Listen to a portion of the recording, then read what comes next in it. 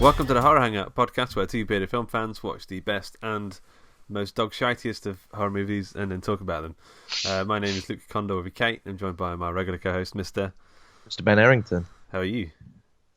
I'm very well, Luke. How are you? Yeah, we only recorded the last one 3 days ago, not very long ago. 5 minutes ago. Yeah. So what you're saying there is you're sick to death already. Oh, you feel like because before that it's been like quite. We've taken like longer breaks between episodes, and now it feels like we're living together.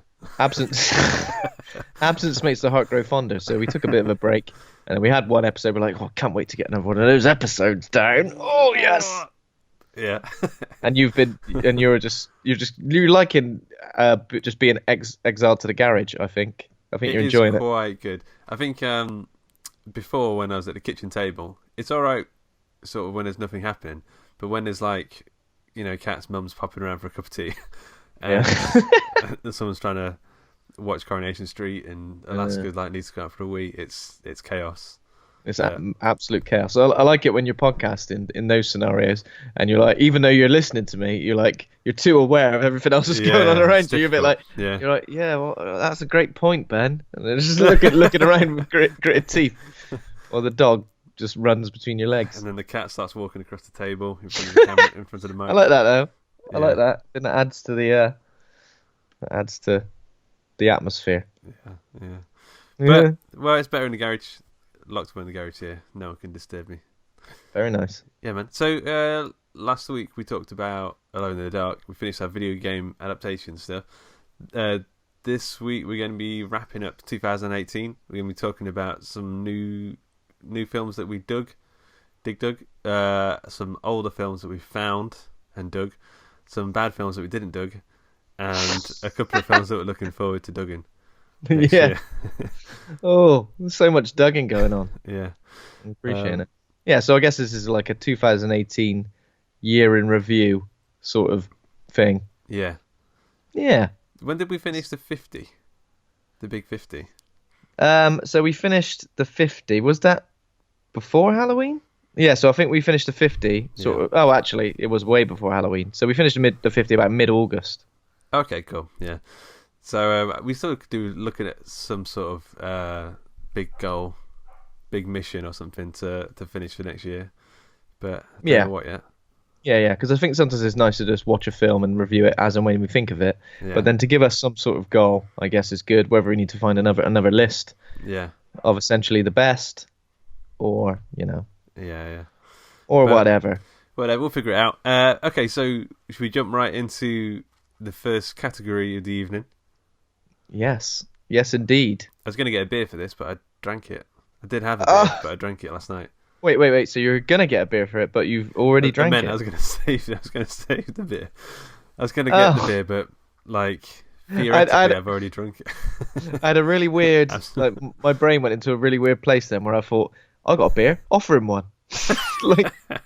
Which doesn't make any sense. Oh, look, I got some beer. I'll drink it, and I'll just describe every sip to you.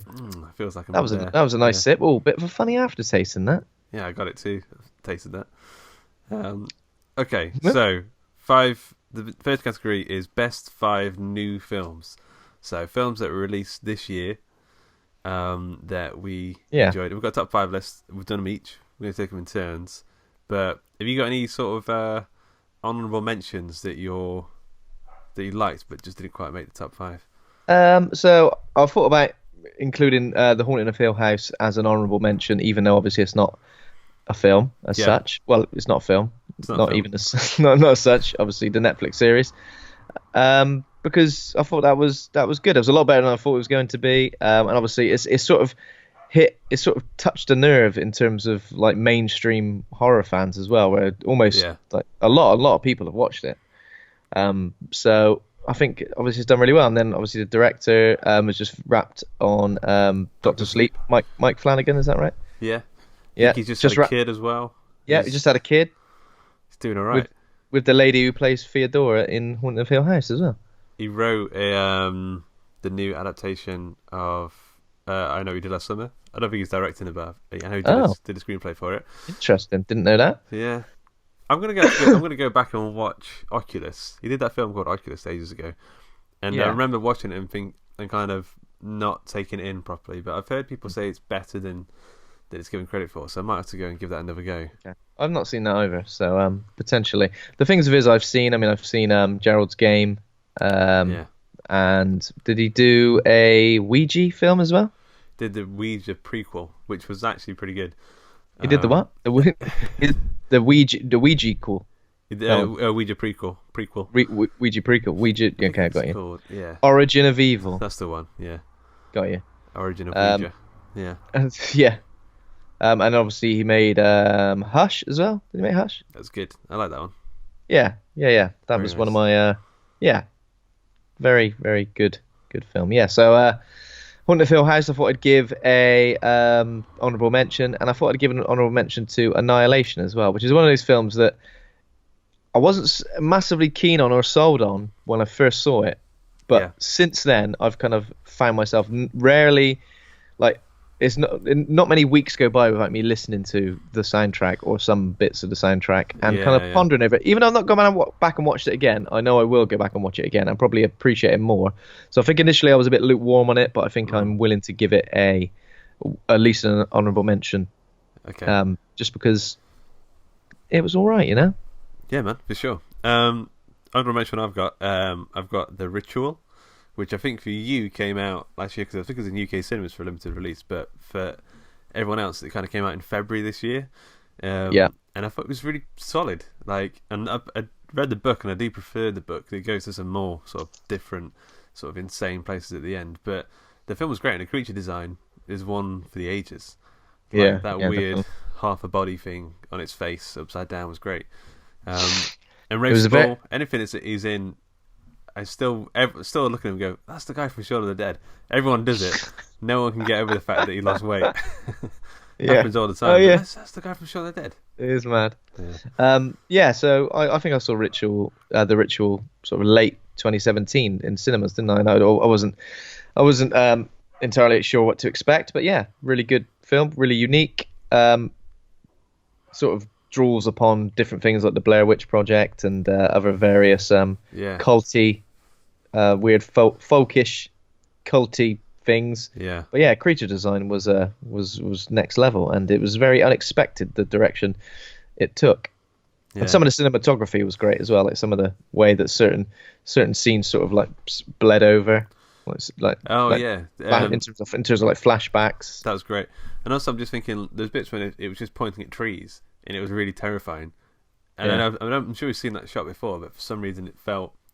Yeah, but you can see like the slightest movement of something. Yeah. You can't really see anything of substance, but you can see something there. So the old fear of the unknown, mate, isn't it? Yeah. What's in that shop? What is in that shop? Yeah. Nobody knows. Also, honourable mention for me that might be on your top 5 for me was The Quiet Place. Like, I did enjoy it, and it is pretty great. And there's the whole thing with the nail scene when she gives birth in the bathtub, which is fantastic. But it just didn't quite... I don't know. There's something about it I've just found a little bit too neat for me. I didn't feel particularly horrified. It just felt a bit too M. Night Shyamalan, like not good M. Night Shyamalan. Safe M. Night Shyamalan. Well, sorry to spoil things for you, Luke, but A Quiet Place isn't on my top 5. Okay. Really, that's one. It's almost like that's had the opposite effect to Annihilation to me. Whereas I was very lukewarm on Annihilation, and after a while I started appreciating it more. Yeah. I was very lukewarm on A Quiet Place initially, and since then it's just unraveled. It's just unraveled in my head. Like every time I see so many things where I go, A Quiet Place just ripped that off. I just think the whole plot. I mean, I never ever do this because I hate these type of videos. But you know that everything wrong with videos, the sins of whatever. I hate them. I think they're honestly some of the most nitpickety, bullshit, nonsense. Yeah. But for some reason, I think I was watching something, and then that ran next, and I started watching it. I watched about half of it, and I went, "Oh my god, turn it off!" Like I can't even. It was annoying me how nitpickety it was, but it was also annoying me what it did to A Quiet Place for me. So much of A Quiet Place doesn't make any sense at all. Like it's just so stupid. You're thinking just how has it come to this moment if they're living in this world? It just makes no sense. Yeah. So yeah. Yeah, I know what you mean. Not a fan. Okay, so number 5. Would you like to go first? Okay. I would love to go first. Thank you, Luke. You're so polite.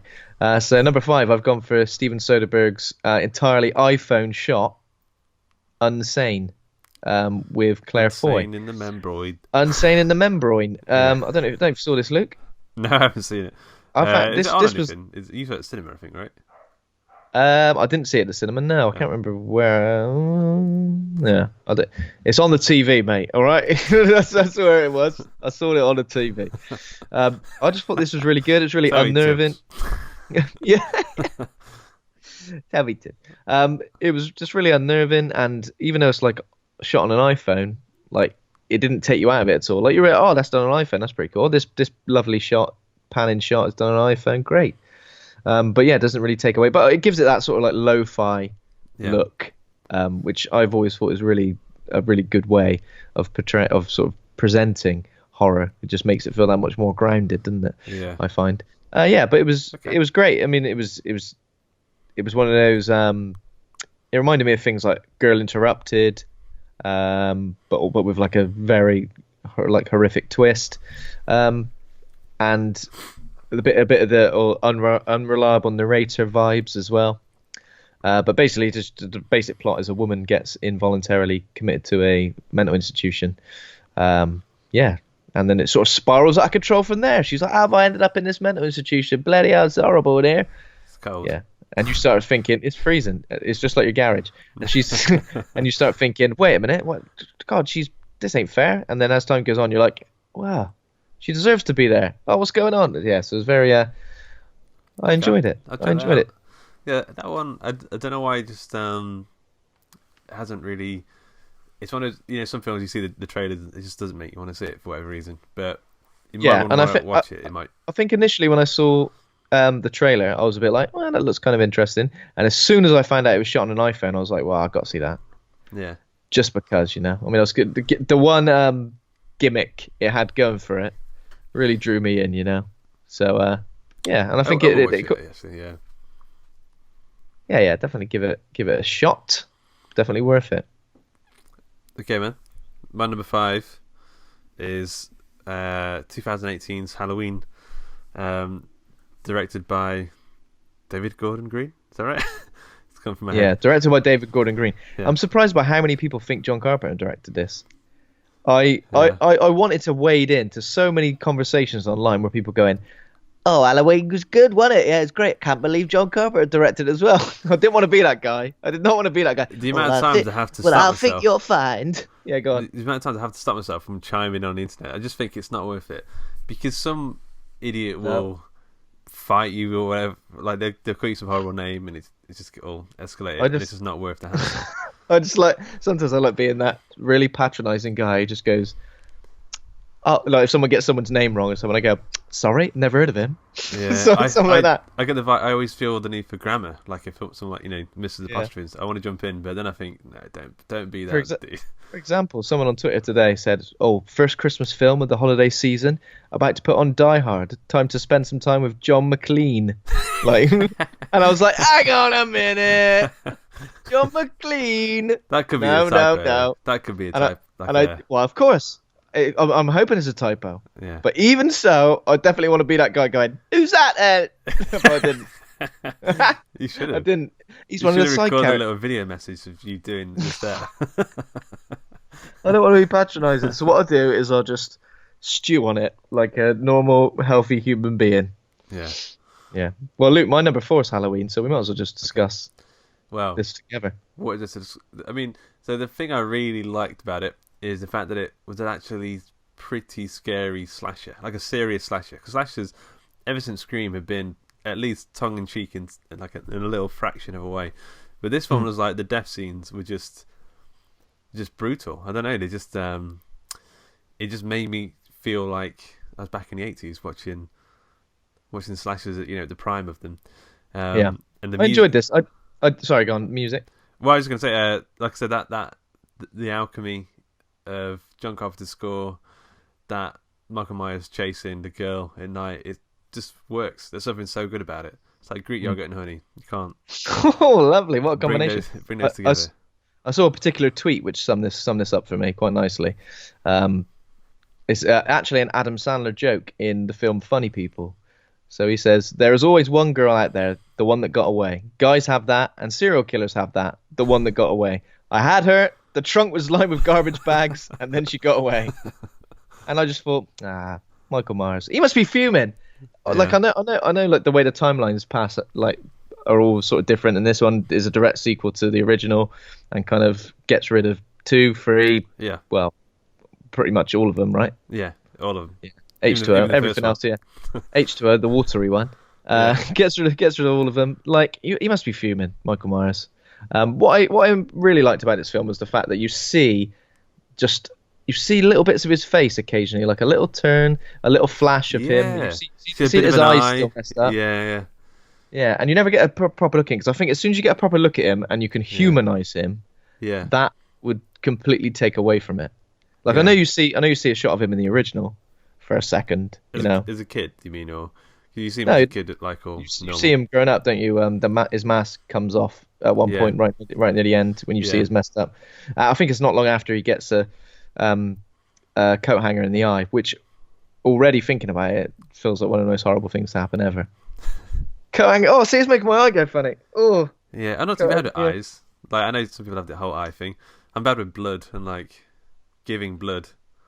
I'm bad with blood. Giving blood, receiving blood. We got some blood for you. You've been in a terrible car accident, Luke. Here you are. Get it away from me! Yuck! Yeah, I can't do blood at all. But yeah, it's good. I don't think they should do it anymore. I feel like they'll kind of lose whatever charm it has. What would they call the next film if they did another one? Because we've already had 2 Halloween 2s, right?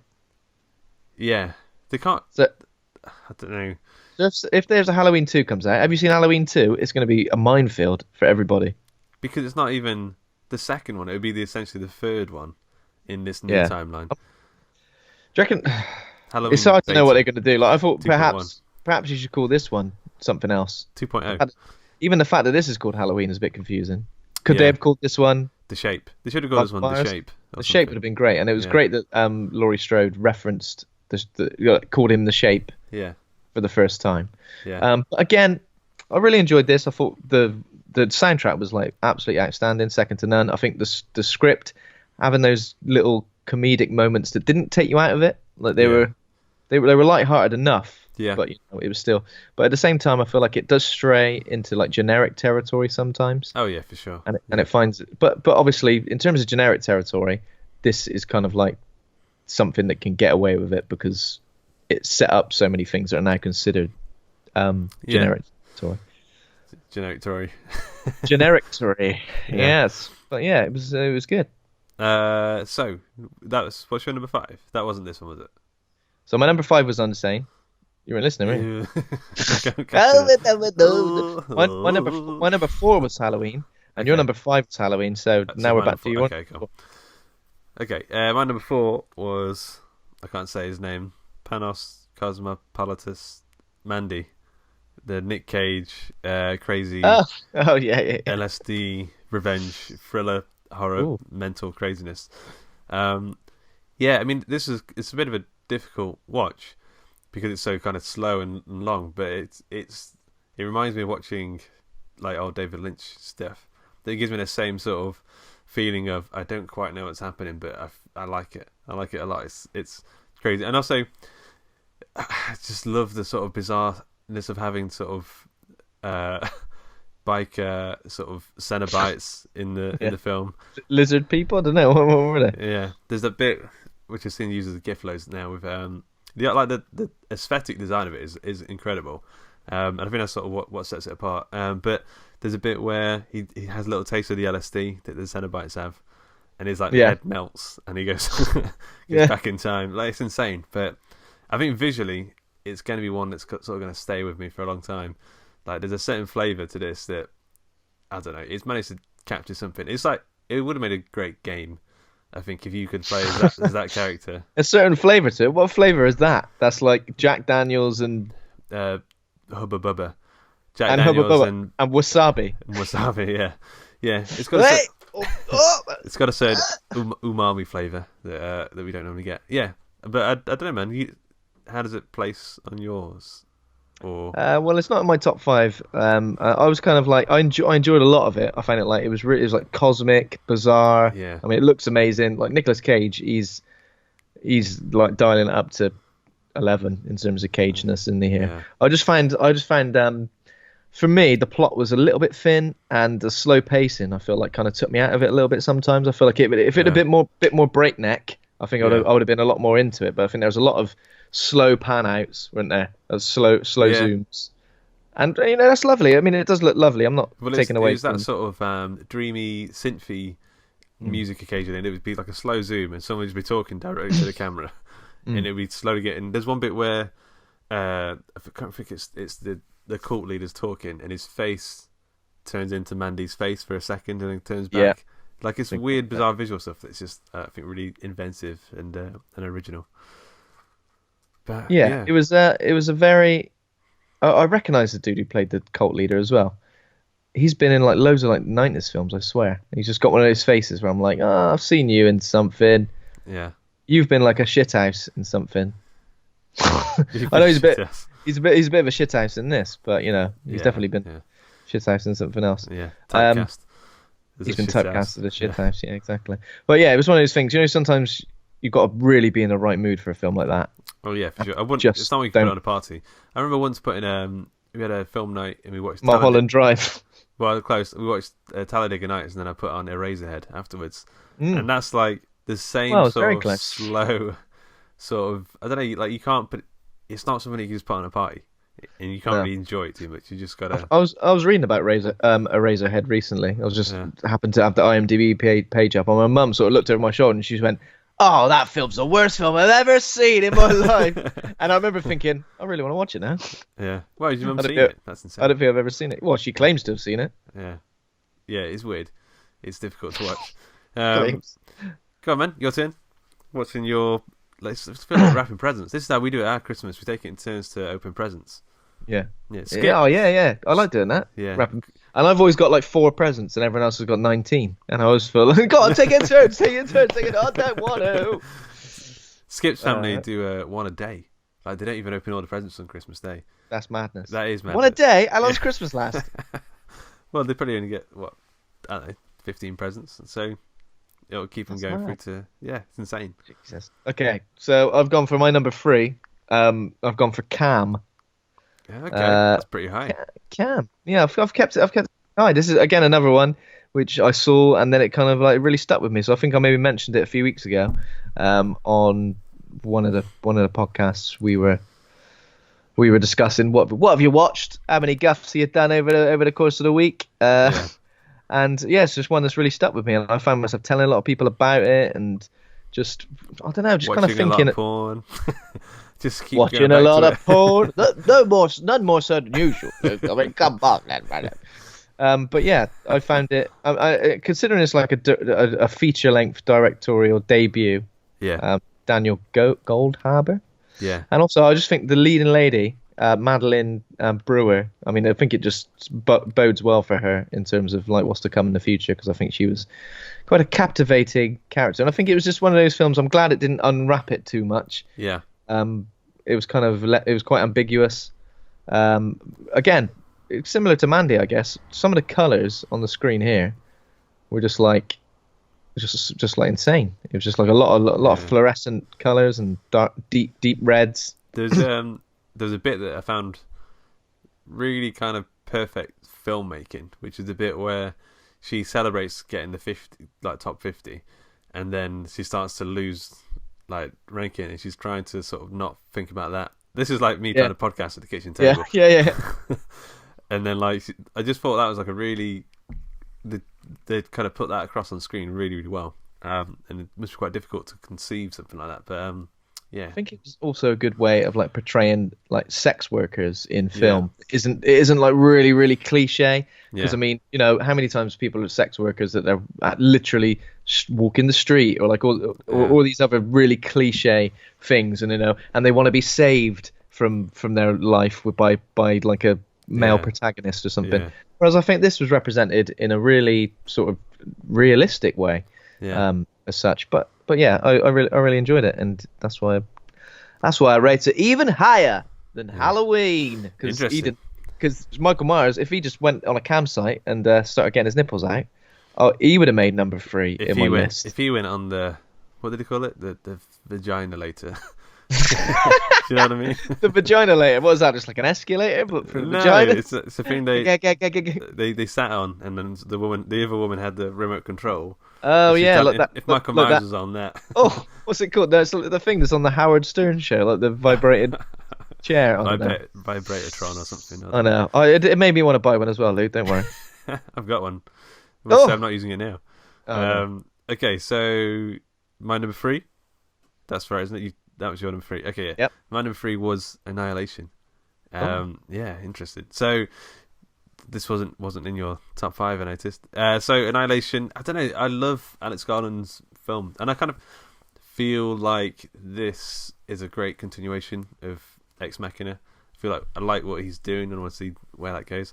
And I feel like the whole setup was just maybe the most interesting setup out of any film. Like, so Mandy, is as interesting as it is aesthetically, like, this story isn't, I mean, it's well trodden ground, but this was like, there's so many unique, crazy ideas. Even just the idea of having kind of, not to be just overly inclusive, but a mixed race, female army squadron going into the glimmer. Even just sort of that little touch was quite nice. And like the idea of like the refraction of DNA was just bonkers. Some of the visuals, the guy who was like had a finger in his head, he died, earlier on. The intestines sort of squirming around. I don't know. I think there's something special about it. I don't particularly enjoy the ending that much, but I just think it's up there. I want to go watch it again. Yeah, it's like science fiction, post-apocalypse. Yeah. In a way, like war film. Yeah. It's kind of got it all going on. Yeah. So as I said, I wasn't entirely sure about it initially, but very unique. Definitely worth another watch, I think. Yeah, man. Okay, your present time. My present time. Well, I've got a Lynx Africa set. Again, Parasites. that's all right. You can never have too much of it, though, can you? In some I feel like I can. pants. I can smell Lynx Africa. I'm so used to that smell. Yeah. That, like, if someone's got Lynx Africa on, like a mile away, I'll be able to. I reckon I'll be able to hunt them down. Smell lynch. I'm like that when someone opens a satsuma. Like, I can smell it. Like, because when you open it, like it like jets, like gazes of like satsuma smell into the air. I saw a tweet recently where it's like a woman on a train said, "Oh, I can smell a Terrace chocolate orange," and apparently someone went, "It's actually a normal orange, Laura, you fat bitch." Perfect. Poor Laura. It's actually an actual orange. I mean, come on. Yeah. Yeah, you're number 2. No, my number 2. Get it out. I've gone for Apostle, Gareth Evans. Shit, I was going to put that on my honourable mentions. Oh, well, put it on there now. Go on. It's on. I'll wait for you. I'll give you a second. Yeah, Apostle. Another film that kind of took me by surprise, especially from like the trailers and stuff. I kind of expected it to be like a weird sort of mystery, maybe a bit Wicker Man, which I know has been compared to a lot, but Yeah. That's probably to its detriment because it's a lot more supernatural and creepy and fucked up than that. And Dan Stevens, an actor who, if I see Dan Stevens' face in anything, I go, I'm a bit like, I'm the opposite now. After seeing The Guest, Oh. I'd be like, I'll watch pretty much anything. That yeah. charming. See, Mr. I wasn't so Stevens. sure. I went massively sold on The Guest. I think that was maybe part of it, but I just don't know. I find him to be usually really bland and sort of like very, very ready salted flavour. Yeah. Bland porridge. Porridge has not got enough liquid. No sugar. Yeah. No sugar. But yeah, in this, Regular. it was probably the first film I started thinking of him as, Yeah. yeah. I mean, I'd seen a little bit of Legion, but not all of it. And I started to warm to him in that way, yeah. But I think just like the cast here, it's like fantastic. The story is like a mystery of sorts, but then the story that's initially set up kind of gets shunted to one side once the true nature of things come about. And it's gory as fuck. And I guess that's Gareth Evans because obviously with him directing The Raid, and The Raid 2, that when the gore happens, it's gruesome. Yeah, and it's kind of and lovely. That bizarre sort of fantastical stuff happening as well. Sort of the folklore stuff I thought was great. The only thing that sort of marked it down for me was I think it was like 25 minutes too long, and I feel like it's a thing happening on Netflix and stream stuff now where they just say make as long as you want to. Yeah. And I feel like if they just carved out, there's like towards the end, there's some stuff where it's like 25 minutes of just, you didn't really need it too much. So it would have been a much neater film if they did that. But it's great. It was a great film. Fat trimmed a little bit. Yeah, it was 130 minutes, which is a long film. Yeah. You know, for consider. Like, I agree with you. Maybe 25 minutes less. Yeah. It would have been a lot nicer. But I really enjoyed it. It was another one I've got a lot of time for. You got a lot of time. Obviously, it's 2 hours and 10 minutes long. Yeah. Yeah. Okay, so we're gonna unwrap this number 2 on my list. This one, I was hesitant to put it on this list because it's not 100% horror, but it kind of is enough. Is Upgrade, Lee Whannell's Upgrade. Like, this hits all the right spots. Like, it's like RoboCop for like the modern day. Like, how can you go wrong? And like, the fight scenes are insanely well done and like unique and weird. I love the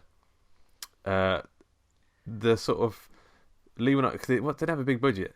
I don't know what it was done for, but I just heard it was low budget, so whatever that means. But it looks like a great like cyberpunk film, and it's done really well. I like the cars.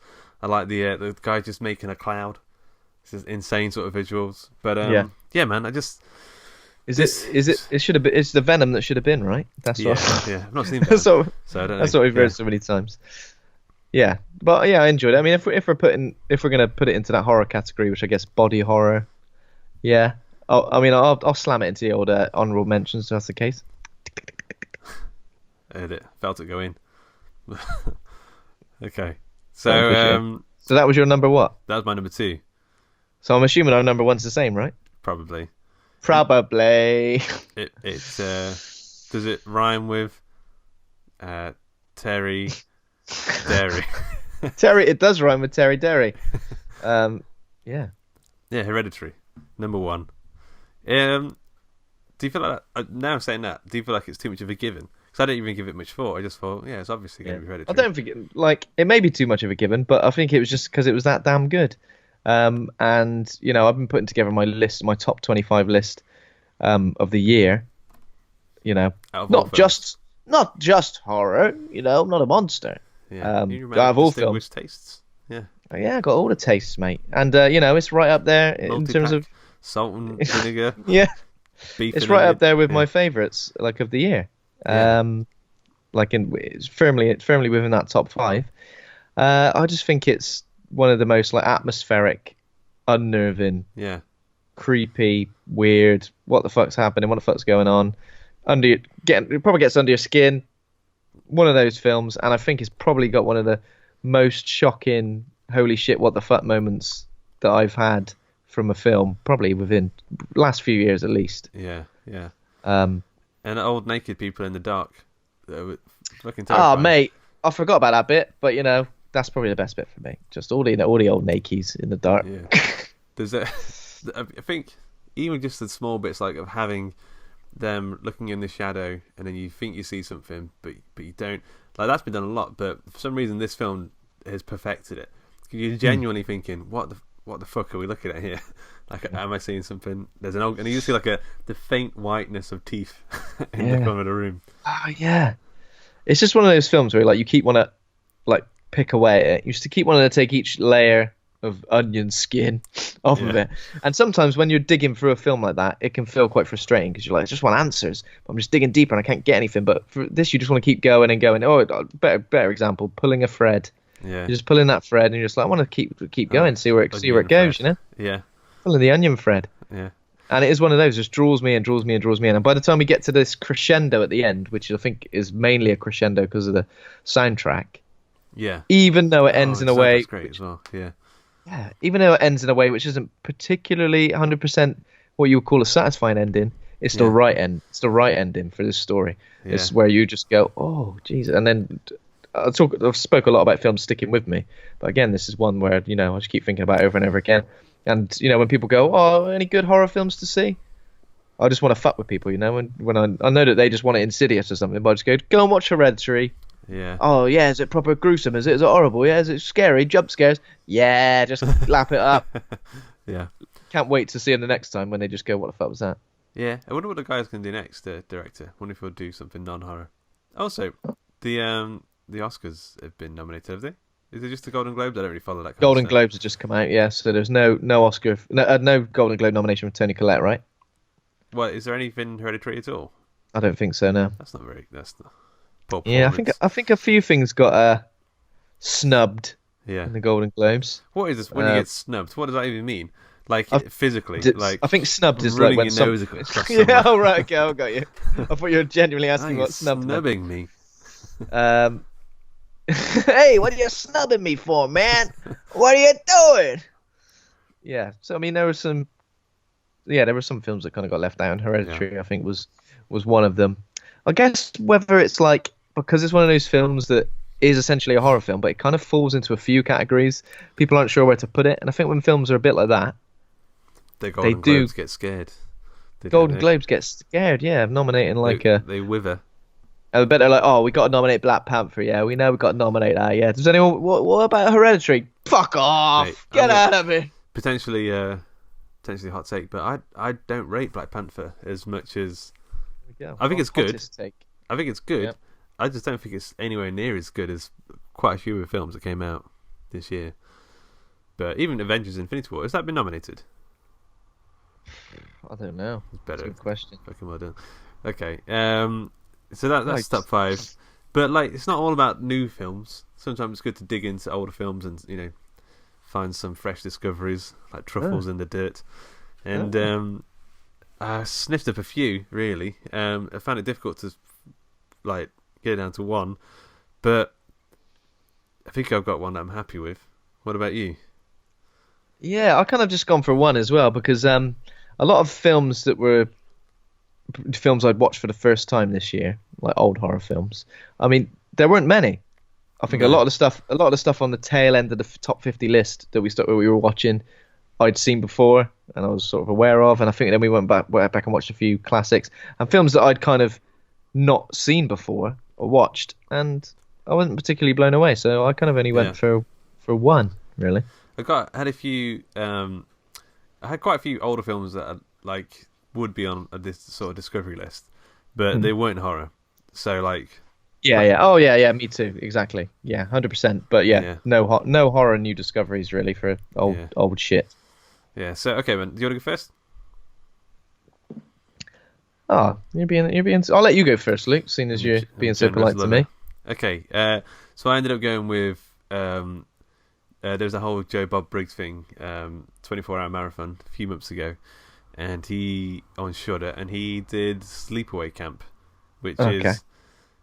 I mean, so it's a pretty bog standard 80s slasher for most of it, but I've seen a lot of these 80s slashers now, and this one was the most fun in terms of like the kill sequences, and the twist ending is just so bizarre and so great that you'll never get that image, and you'll never get this image out of your head ever. Like it's just so good, and it was difficult to look through like other films that I watched the first time and not have this image pop back in my head and like say, what about me? So and I think if people have seen it, I don't want to spoil it because it is a great twist sort of ending, then you'll know exactly what I mean by that. But yeah, man, what about you?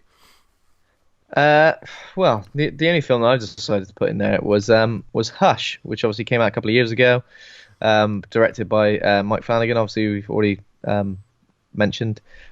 I think maybe you told me that this was good a few times, but every time I saw it pop up on Netflix at all, I kind of thought, well, I don't know if I particularly want to watch that. But of all the new sort of horror films that I've seen this year, this was definitely up there in terms of the most unique, I guess, because the setup kind of feels it's like a home invasion type thing, killer on the loose, but because the main character is deaf, and it's what's face, wasn't it? It's Kate Siegel, is that her name? Kate Siegel, yeah, obviously who's in the Haunting of Hill House as well. Yeah. Kate Siegel, and the fact that this masked killer, I don't want to spoil anything, but this masked killer doesn't stay masked for very long, so it's not like I saw someone mark it down for that, but I think it was actually the way they used that. It's pretty clever, yeah, definitely. Because it was unexpected, I think, because you kind of expect him to because he just offers himself up, just goes, hang on a minute, here's my face. Have a look at that. I'm definitely going to kill you now because you've seen my face. You slag. That's pretty much it. So, I liked it. I thought it was unique, and it kind of had legs in terms like, I thought, they've kind of done all they can probably do with this now after about an hour. Yeah. But, it went on for a little bit longer, and I think it was very unique. And then there was loads of, don't do that. Oh, God. Like, yeah, and like the mechanic they use with the whole, she starts picturing different endings to the film. Nice. Yeah, I think I mentioned this when I mentioned this film. So I didn't like that initially until I remembered that she was a writer and that she was visualizing all of these sort of plot threads and endings. Then I started thinking, oh yeah, okay, that kind of makes more sense now. Initially, I thought it was just a bit of a lame see plot her mechanic. While she was imagining those endings, you'd see her doing the Doctor Strange thing. Yeah. 16,400,000. Yeah. Only one. Only one, you survive. Yeah, man. That's good. That's a good film. I would recommend it heartily. And so, what film would you not recommend heartily? What film would your worst new discovery? Someone asked, what's a good horror film, mate? What's something I can stick on for mates? We've got a couple of beers, a couple of crisps, and we're gonna. I'll be like, get more crisps. What? I've got 6 beers here, and we got 7 crisps. One crisp per film. So what's a good horror film, mate? And what would be the last film on that list of films to recommend? Jesus, there's been a couple of stinkers this year and there, but I mean, I settled on two. Yeah, 2 crisps. Obviously, 2 crisps. So last week, Alone in the Dark. I know we've just discussed it, so we don't have to discuss much more of it. But that is a film I'd never ever want to go anywhere near ever again. It's kind of tarnished everything for me. It's made me not want to play any games. It's made me not want to ever think. If I see that in a list of anything at any time soon, I'm gonna just smash my laptop in the face. Bang. Yeah. So that really did annoy me. And then I remembered another film that annoyed me a bit, which I don't know if we discussed very much. I think I watched this around about the time that we watched The Shining. Obviously number 1 on the list of 50. So a documentary called Room 237, which is the Shining documentary. It's the Shining documentary, yes. And it's it. Did I tell you that? Maybe I just saw that you'd watched it, and then we talked about yeah. So basically, it's a documentary that explores all of these little fan theories and hidden meanings in Stanley Kubrick's classic film, The Shining. And there's loads of different points of view from a bunch of fucking nobodies. Sorry for swearing. So basically, this is just really, really strange. It's a strange film. It's like some of the most theories to call them reaching would be would be humiliating to that. It just doesn't make sense. My eyes rolled so hard during this film that I was like the Undertaker. I was literally like the Undertaker. It's just these Easter eggs, thematic choices. There's absolutely no way any of the ideas presented in this film, documentary, whatever. There's absolutely no way that Stanley Kubrick was a kilometer away from any of these shit. It just makes no sense. It's literally like, oh, have you seen this bit out the window? The clouds are the shape of a. It's just fucking shit. I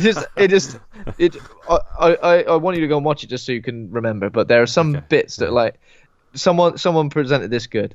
Someone presented this good. Someone presented this in the best way on Letterboxd when I was reading it. They said, Room 237, 2 plus 3 plus 7 equals 464. That's what this film basically is. It's literally it just makes no sense. It's got some of the most. So here we go. Here's another bit. This isn't actually from the film, but this is just as ridiculous as they are. The capital letters on the key are room, ROOM, and then the N from the acronym no, and the only 2 words they can come up. Well, it's just fucking bullshit. It reminds me of Number 23. Remember that film where you could get the number 23 out of anything? And I was you can if you work it enough, you can figure out a way to make it work. It doesn't mean there's some sort of weird underlying principle. Because also, if Stanley Kubrick took all of these ideas into account and did all of these things that are presented in this documentary, it would have taken him 100 years to make this film. 100 years. Yeah. Because it's literally like, well, we're going to connect everything, and there's going to be a number that links every single thing, and all these little shapes on the floor, they're all going to make. No, I hated it, What would and it made you do if you found out that oh yeah, no, that's exactly right. All of those things were that's what he was doing. my brains out. Stanley Kubrick, filmmaking, horror is it'll all turn into this horrible tornado of pain for me, and then my brain will explode. I don't even need to blow my brains out. My brain would explode. Inside the skull, and it would dribble It's out. pure nonsense. I remember seeing this film advertised. I thought, this looks really interesting. I'll Yeah. definitely watch that. Oh, that's cool. That's pretty. Oh, Jesus Christ. I might as well just spent an hour and a half smashing my head into a wall, because I probably lost more brain cells watching this than I would do smashing my head into a So wall. I probably won't watch that one then. Well, I kind of want you to watch it so you're on the same page as me, Okay. because I feel like I'm maybe rambling a bit. No, not at all. I mean, so that's not your worst. That's not the one you picked, though, is it? Or is that the one you're going with? Well, that and Alone in the Dark. Okay, cool. For its new discoveries. So I never took any of them before. I was going to say Alone in the Dark, but then I thought, no, I still feel like we're piling on a bit. So I thought I'd try and find something else, and I ended up settling with The Unnameable. So when I think when I think about other films that were sort of painful to watch, The Unnameable was up there. Like, what's wrong with it, Luke? I don't remember. I remember the only thing I do remember, like some of the killing sequences being quite good. Like I remember some of the gore stuff being okay, but then I think that was only like 2 minutes out of the 90-minute film, and I just remember there's a lot of people just running around in a house for no reason really. It's pure nonsense. To think that was the film which scared me the most when I was a kid. Like I really want to get back in time. Find me, when I'm all curled up in bed, going, bloody Unnameable, terrified. What's wrong with you? Shut the fuck up! You're gonna see some horrible shit in your life. Yeah. Some films 10 times worse than that. Get on with it. Listen, mate. Yeah. I can. Yeah, but the creature design is all right, I think. Yeah. But there is an Unnameable part 2 if you ever want to watch that, Luke. No. Not really. No. Yeah. But yeah, that's Within Discovery. I mean, it's not all bad though. I mean, next year, I think there should be some good stuff coming out. Is there anything that you're looking forward to? What was there? Was there anything that you missed this year? Oh, okay, yeah. So, I don't know because I was going to watch The Nun, but then when it comes to like films at the cinema, like I always feel like as soon as like a bad review, like, I just instantly sort of lose all motivation to go and watch it. I shouldn't be as reliant on Rotten Tomatoes as I am, but as soon as I see the tomato meter come out and it's really low, for example, this is a perfect example, the Robin Hood film, which came out recently, which from looking at the trailer I was like, what a load of shit. Yeah. But I kind of, if Rotten Tomatoes went, hang on a minute, 80%, I'd be like, hang on a minute, I might go and give that a watch. But when the Rotten Tomatoes review came out and it was 15%, I literally just went, ha yes, in your face. I was right. I was right. I was the same with The Nun. Like, The Nun is everything I don't really like about, from what I could see of it. Okay. Everything I don't really like from modern horror, even though I did like The Conjuring. Just there's a vibe that I get from the spin-off films, like Annabelle Creation. I quite liked the Annabelle Creation. Was that the prequel? I haven't seen any of them, but there's just a vibe I get from it. Okay. You know what I mean? Yeah. Like, sometimes you get a bit of a stinky vibe. You're like, oh, I don't know about that. The Nun felt like that, and of the reviews I read of The Nun, which saying it was just like the most crappy jump scare, boring, wasn't it? Like just boring. Yeah. I mean, I've got it downloaded somewhere to possibly watch at some point, but apart from that, not really bothered. And there were a couple of other similar films that I purposely avoided, like Slender Man this year. Not at no point was I going to go watch Slender Man. Yeah, I think I'm the same. Like, I've never really been into any of the Slender Man lore, like from game to short film to stories. I think I saw a picture once and went, oh, that's kind of creepy, I guess. And then at no point did I think, I would like to see films made of this. Yeah. We're going to make some fucking lunchboxes. Oh. Lunchboxes. Well, it's got 3.2 out of 10 on IMDb, so... Yeah, what else as this keep happening. It's lucrative, It could have made a lot of money. I'm sure it made plenty of money. Money. It made some money. And then there was the Strangers sequel. Pray at Night. Okay, so... Pray at Night. I know the first Strangers is pretty high in a lot of people's lists. So, and I'm watching it. I was quite young, I think, and not really understanding what it was going for. Because the heroes, like the good guys, die at the end, and there's like no recourse. But I think I've watched it now. I quite enjoy it, so I want to revisit it, and I also want to watch Strange Prey at night now. But at the time, I just wasn't interested. Just wasn't interested at all. I think I'm the same. I remember the first one, and I kind of thought it was all right. Yeah. But when this came out, I was a bit like, eh. It's another one of those films where it really, really looks like it's got the Purge vibe. Yeah. With the masks and the stuff. Like, and I've never seen a Purge film either. Okay. That's another I've one of all them. of them now. Yeah. The only thing that was kind of drawing me towards this was that Christina Hendricks is in it. But oh, bloody hell! A woman. Hey, a woman in a film. Well, I might watch it then. Yeah, that was pretty much it. But yeah, so I avoided that. But then the big one that I still haven't seen, which I want to see, which I feel a bit bad because I feel like until I've seen this, I can't fully put together my films of the year list. Is Suspiria. Oh yeah, that's the same. Yeah, I don't understand when is it going to be coming on Amazon Prime? I thought Amazon made it, isn't it? Yeah. So I think it did come out in cinemas briefly, but it was in sort of like a few select screens, especially in Bristol. It was in some. It wasn't in like any of the big multiplexes. Yeah. It was in sort of the smaller cinemas. And I remember thinking, I'll watch it tonight. I'll watch it tomorrow. I'll watch it next week. And then I kind of left it. And the one evening I thought, I'll go watch Suspiria. I checked and it was gone. Yeah. Gone. So I'm disappointed because I was really hyped for again. that. I mean, it looked fantastic. I think the reviews have kind of I've made me heard mixed review. I've heard mixed. Oh yeah. I've heard it's a long film. So Tom York soundtrack. And you know it's a remake, but I think it's different enough. Yeah. Different enough, yeah. So I do want to see that. If I get to see it before the end of the year, who knows? Probably not. Maybe. I don't know. The thing is, I was getting some like kind of Black Swanish vibes, and I fucking love Black Swan. So yeah. I do feel like this could have made my top 5, like if I saw it. So well, let's just say we're gonna see it, and you know, we we'll haven't forgotten it. Yeah, we're not discussing this top these best films of 2018 and not discussing it. So yeah, that was it. Anything we missed there that you've missed, that we've missed, that I've missed? I don't know. I struggle to think of ones we missed. Blah, blah, blah. I will say an honourable mention that we probably should give a quick shout out is to Overlord, because it was pretty great.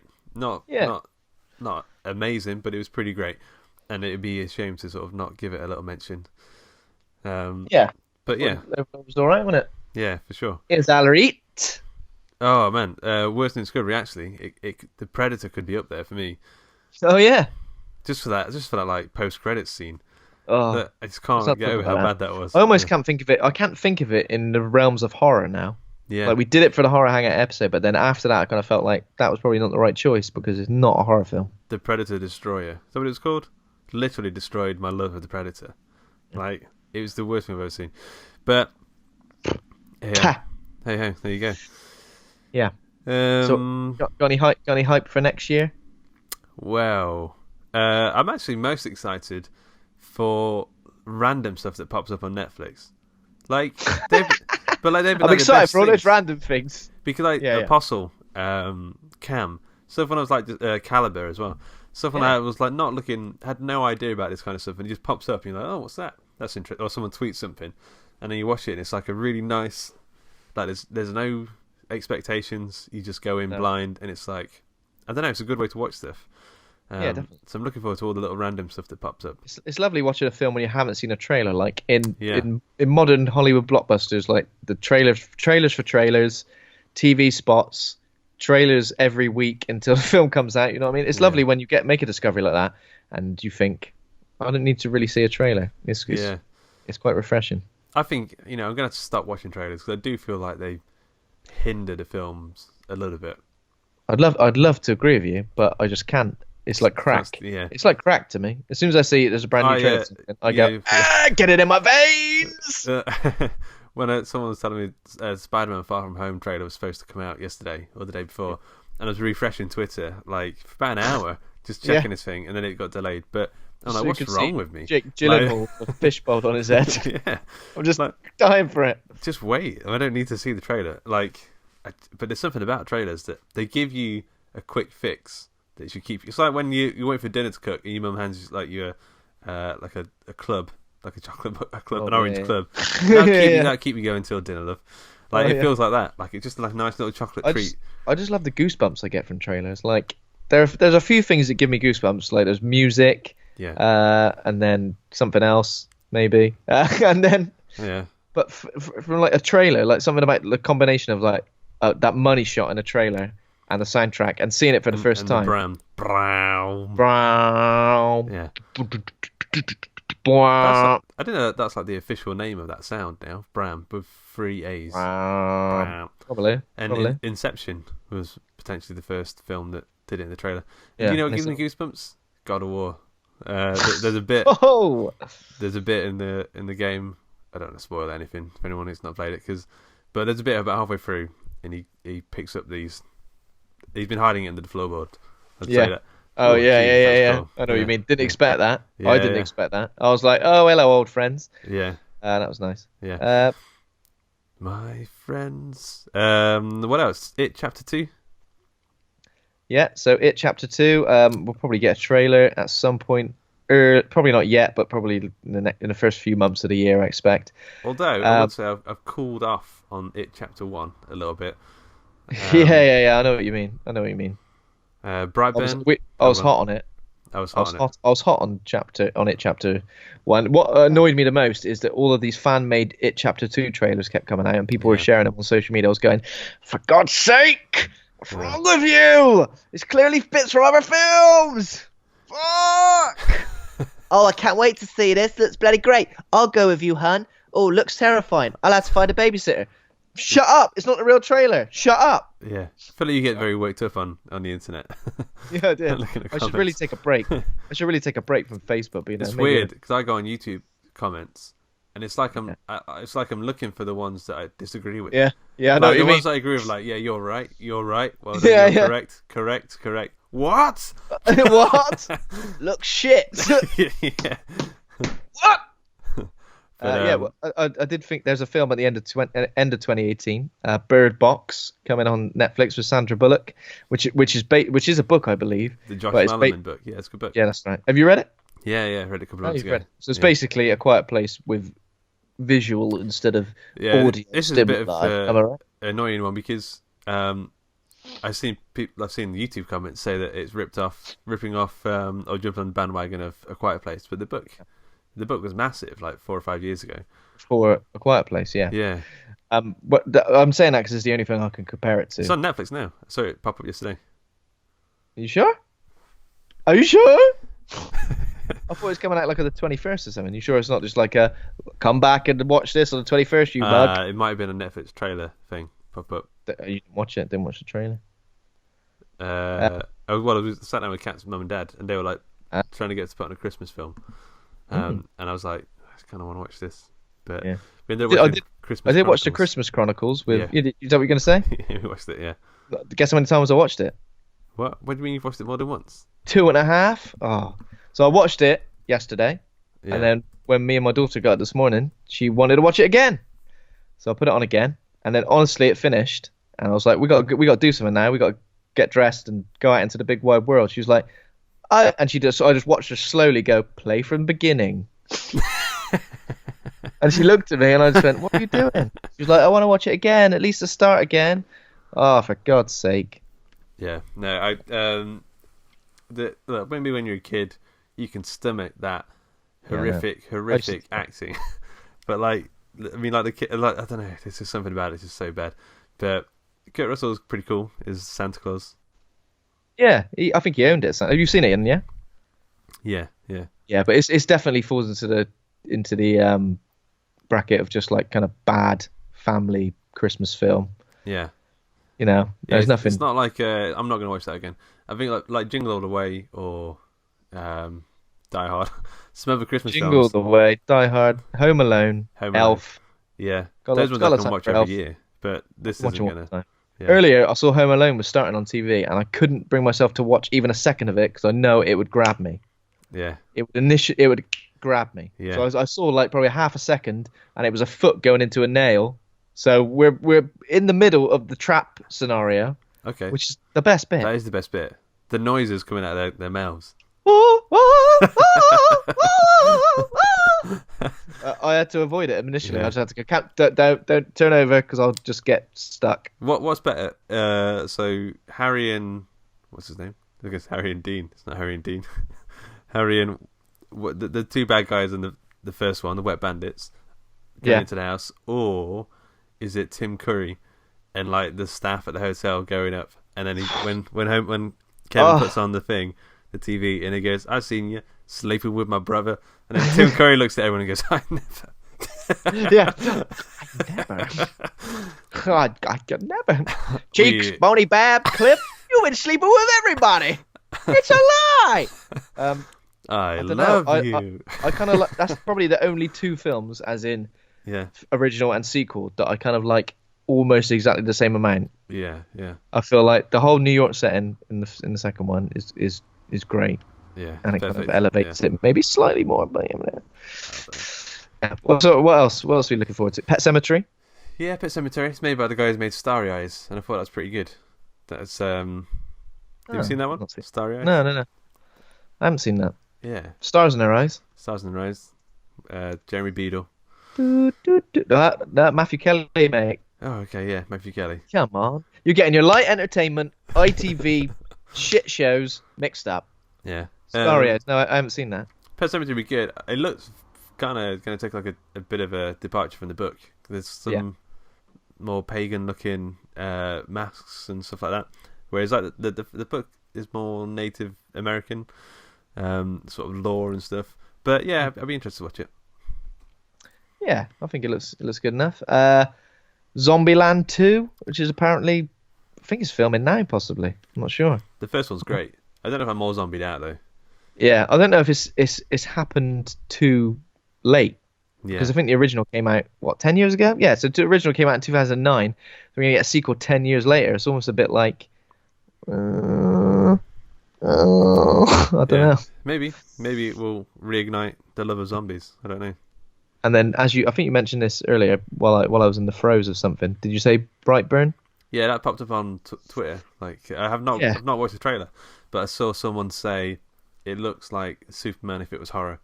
And I was like, it kind of, I don't know how it can't be Superman if it was horror. It seems to be the exact setup for Superman. It must have the rights to it, surely. I don't know, unless they're just telling the story but with different characters. I don't know. I don't know how I felt about it. There's a lot of people going, "Oh my god, it looks really cool. Oh my god, it looks Superman horror. What if Superman was a little bastard kid?" Yeah. Well, he is a bastard, but you know what I mean. Yeah. But I don't know how I felt about it. I feel like didn't Chronicle do this sort of thing? Yeah, that's what I kind of felt like that. Didn't Chronicle already do it? And I just kind of went, creepy kid. Oh, bloody hell, he got heat vision, has he? Oh, yeah. Mental. So yeah, I was a bit meh. And it's also one of these films that's like from producer James Gunn. Like, how many other films lead with their producer? Yeah. Well, hey, it's from the producer of James. Oh no, exactly. He's massive, but still, so it's a weird one. He's like 8 foot tall. He's bloody massive, isn't he? Yeah. I don't know if I trust it. Yeah. If the director was taller, he would have got the lead thing there. But it's all height based. Exactly. Hope so. Okay. What else? I don't know. I don't really. One thing I'm going to mention here, Luke, is the PlayStation 4 release of Resident Evil 2. The remake. Is that coming out pretty soon? The 25th of January. Okay. Yeah. So, we've been seeing loads of this stuff. I'm trying to avoid like a lot of the new gameplay footage, but I honestly just can't. It just looks outstanding. It really gone back to those survival horror roots. Would you say it looks as scary as the first-person view of Resident Evil 7? Yeah, I think so. And it looks very similar in terms of like a lot of the menus and the interfaces are the same as Resident Evil 7. And I think all of these areas they've new areas as well, and they've kind of, I think they've really made that amalgamation of the Resident Evil 2 story, which is great, and then they've just added all those. I mean, there's a lot of areas where you're like stalked by various things, a la Resident Evil 7. So and it looks gruesome, and some of the zombies are just they look so realistic. Like you're shooting a zombie in the leg, and there are bits of flesh flapping off, and they're just falling down. I saw someone shoot someone in the face with a shotgun, and there's like flaps of jaw and stuff sort of hanging out and stuff. It looks super. It just looks messed up. It looks definitely looks like one of those games where I'll just literally be like, "Oh my god!" while I'm playing it, which I kind of want. And I love Resident Evil 2. Like it's genuinely one of my favorite games ever. So to see those areas recreated. In this way is going to be bloody lovely. Look forward to that. I mean, Resident Evil 7 was that and Inside, although I don't really class Inside as a full-on horror game. One of my favourite horror plays this year. Yeah, I don't know what other horror games are supposed to be coming out next year. I've just downloaded Soma, which I need to download it, actually. Which is a few years old, but it's free on PlayStation Plus at the moment. So just downloaded that, and I still need to finish Outlast. But I've been playing Resident Evil 1 and Resident Evil 0, the remakes of those, the HD remakes. Yeah, I'm going to give those a go as well. So I'm nice and Resident Evil hyped for January 25th. And I haven't bought a game on release day for a little while. I don't think I've bought a game on release day all year. It's not something I do. But this one, it's going to happen. Yeah, man. Okay, so is there anything else next year? I think that's about it for me. So we're going to go away, come up with a plan for the next stage of Horror Hangout. Is this the last episode of the year? What do you think? Where are we? I think we get one more in probably. For December. Yeah, probably squish another one in. Yeah. So we're not sure what next week's will be, but we'll come up with some sort of planage. Sounds good. All right, man. So this year is brought to you. Maybe do a Christmas one next week. Have we watched? We watched a lot of Christmas films, horror films last year. Have we overdone it with all of them? I don't know. What have we missed? I don't know. We'll have a look. We'll have a look and we'll have a chat. Yeah. Okay. This show is brought to you by Hawk and Cleaver. Head over to hawkandcleaver.com and grab a free book. Become a patron over at patreon.com/Hawk and Cleaver. Thanks to Kovac Kalman for our theme music. Thanks to Acast for hosting the show. Thanks to the listeners. If you enjoyed the show, give us a 5-star rating and review on iTunes. And remember to hit subscribe. And thanks to my co-host Ben for being a right horror dude. Thank you very much, Luke. Nice one. Peace out. Peace out. Yeast out.